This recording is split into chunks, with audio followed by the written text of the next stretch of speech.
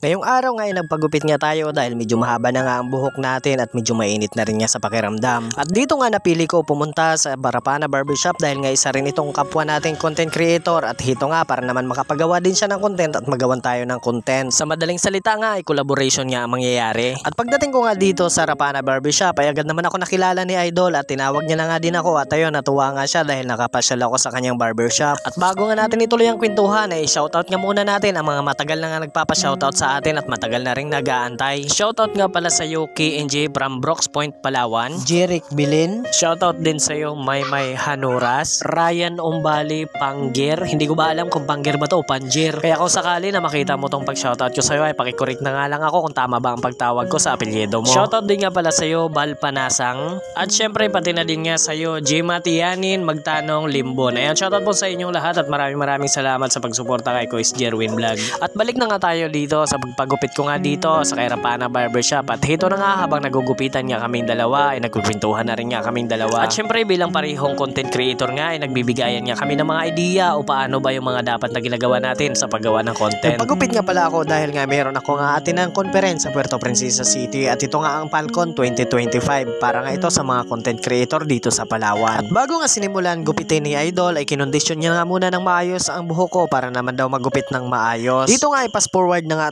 tayo at hito na nga ang kinalabasan ng pagupit niya sa akin na Idol Jimboy Rabana. Ayan, pugi na ba? Pero parang paningin ko parang wala pa rin namang pagbabago. At dito nga ay natapos na nga tayong magpagupit at maraming salamat nga sa iyo Rapana Barbershop. At kung gusto nyo nga ng quality na gupit ay hanapin nyo nga lang ito si Idol Jimboy Rapana. At maraming salamat mga koy sa pagsuporta lagi sa aking mga vlog. Bye bye!